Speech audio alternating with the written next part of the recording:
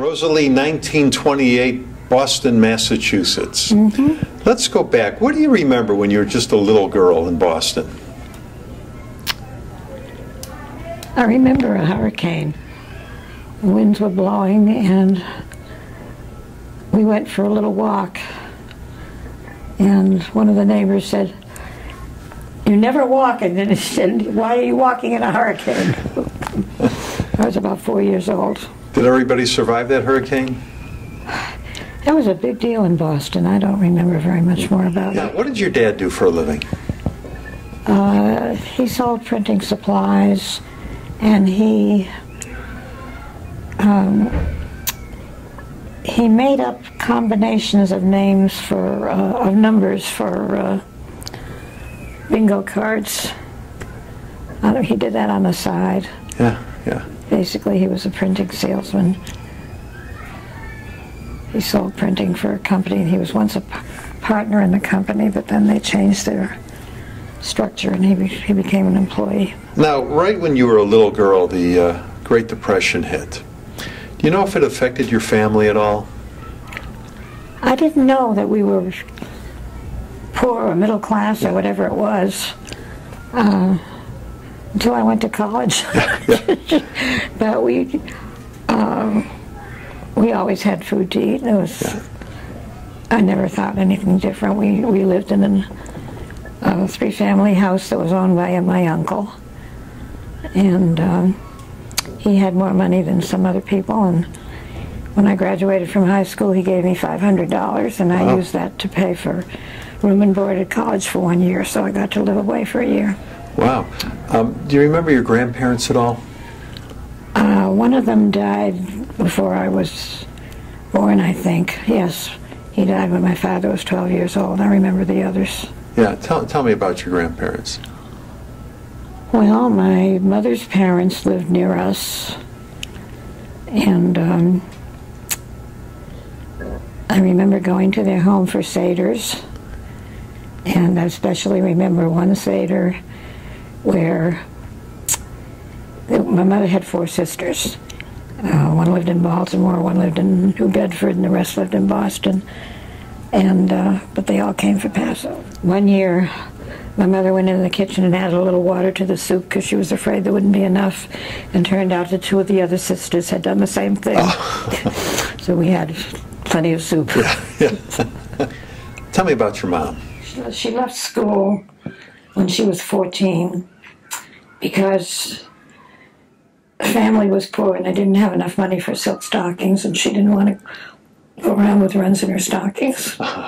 So she went to work. She worked in some kind of a company that used stationery, and my dad sold stationery, and she met my dad, and they got married. My mother was born in Russia. She came here when she was about 3, and I think my father was born here because she thought she became a citizen when she married him, and then she found out she hadn't, so she became naturalized. And now, do you know when it was? What year was it when your mom came here from Russia? Yeah, it was I think it was 1897 or somewhere around there. Yeah. Did she ever tell any stories about that trip? She was 3 years old. What was high school life like for you? Well, I went to girls' Latin school, which in Boston, which is a different high school from most high schools, and there were only 100 in our class, and your parents had to sign something saying that they were going to send you to college. And neither one of my parents got past the 9th grade, although my father finished high school at night. But I went to girls' Latin school, and I had to commute. And it took me an hour to get there, except if I took the back road. It only took about 35 minutes. And I had to walk through a minority neighborhood, and I never told my parents. My mother would have had a fit if she knew that was how I got to school in the morning. But I had 4 years of college prep, and it was an all-girls school. Now, so I never dated really, because I never had any way to meet boys. You were a young woman when World War II broke out. Did that affect you or your family at all? Well, I spent 4 years of the war in college. It started when I graduated from high school, and it ended when I graduated from college. And there weren't very many men in college at the time, except for the reserves, you know, the Army and the Navy, ROTC. Yeah, yeah.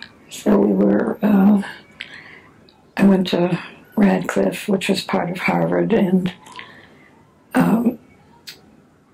because there were so few men, we had combined classes, which continued afterwards, but before that they always had separate classes. Now, where did you meet your first husband? He went to Yale, and there was an organization at that time called ISFA, the Intercollegiate Zionist Federation of America. And Yale had some kind of a convention, and they invited women from 7 different colleges, and we all went to New Haven. And that was where I met my husband, Jack Meltzer. I graduated. And then you guys got married then? A year after I graduated, because he had to get a job. Yeah, and where'd you guys settle down? First 4 years, we started out in Lewiston, Maine. That was his hometown. But his father had been in the real estate business, and he went in with his family. But the real estate business tumbled after a year or so, and he got a job with an insurance company, and we moved to Cleveland. Was that kind of a culture shock for you, leaving the East Coast? No, it was Cleveland. I was surprised. I asked if there were any Jews in Cleveland, and there were like 60 or 70,000 at that time. Wow. So it wasn't a problem. Yeah, yeah. I mean, I was used to living in a Jewish community. Now, were you raising your family then, or were you working? My oldest child was born in Boston, and the next 2 in Cleveland. Yeah. And then you left Cleveland. Where did you go? So we came back to Boston, and then we went to Dallas. And this was always following Jack's career? Yeah. Okay. And then when you got into Dallas, when was Dallas? When did you arrive in Dallas? 1967. It's changed a little bit, hasn't it? Dallas grew with the advent of air conditioning, and we came right around that time. Your first marriage ended in a divorce. And where did you meet Irving? We was at a Jewish-sponsored dance. What did Irving do for a living? He was in the salad business. Bud's Salads was the name of the company. His name was Budnoff, and Yeah. he was born there, but he lived in California before he came here, and he got involved in the salad business and came here as a partner in a salad company. Yeah, yeah. And then the company broke up, and he continued, and he sold vegetables to wholesale. And then Irving passed away, and then you were with another gentleman. Mm-hmm. And what was his name? His name was Israel Berger. He was a retired radiologist, and I had 10 wonderful years with him. Were you involved with the Jewish community at all? I've always been involved with the Jewish community. Okay. And I appreciate the fact that the Jewish community provides opportunities to work with us, meet other people. I have been involved in the musical world. And what did you do with the musical world? You mentioned the musical world. Well, I was on some committees or boards or something. Well, I belonged to NCJW and I belonged to Hadassah, but I worked. Yeah, yeah. And what did you do? I finished my social work degree in Dallas at Arlington. I was in the first class that graduated. And I worked for the Dallas City Dental Health Program for a number of years. And then I did some consulting for a while. What was the happiest time in your life? I had lost my first baby at almost full term, so the second one came I was pretty happy with that. In your lifetime, you've seen so many inventions, so much advancements in technology. You know, when you think back, you probably remember when the Iceman came to people's homes to deliver the blocks of ice. Yeah, and the milkman came and delivered milk, and we had a little door on the side of the kitchen that you could open from inside or outside, and even the milkman delivered the milk inside that door, and then we opened the door and got the milk. Was there an invention that came along that you went, wow, how did we ever live without this? I don't know how did we ever live without this, but I remember the first refrigerator we had. We didn't have an icebox anymore. Yeah, that was like a big time, wasn't it? Yeah. Do you remember when television came out?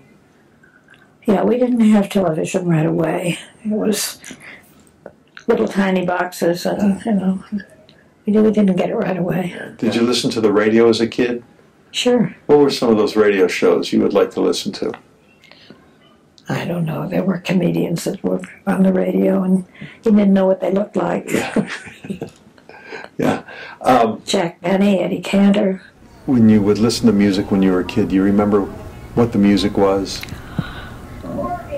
It was big band. When I got into fourth grade, the Boston Symphony had youth concerts.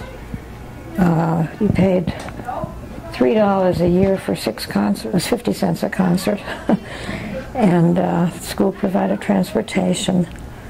So from the 4th, 5th, and 6th grades, I went to the youth concerts, and I have loved music ever since. I still go.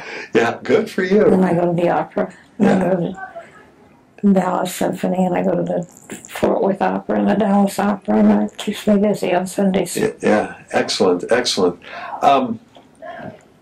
In your lifetime, there's been so many momentous occasions. Of course, you know, you were just a little child during the Great Depression. There was World War II, the Vietnam War, the Kennedy assassination, the moon landing for the first time in '69, of course, the tragedy of 9/11. Was there something on the national scene that just stood out and you said, I know exactly where I was the day it happened? On VE Day, I had just met some sailor. I think I only had 1 or 2 dates with him.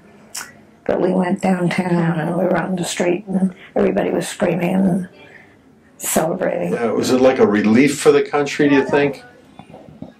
Oh, well, it was tough. And then, you know, everybody was drafted.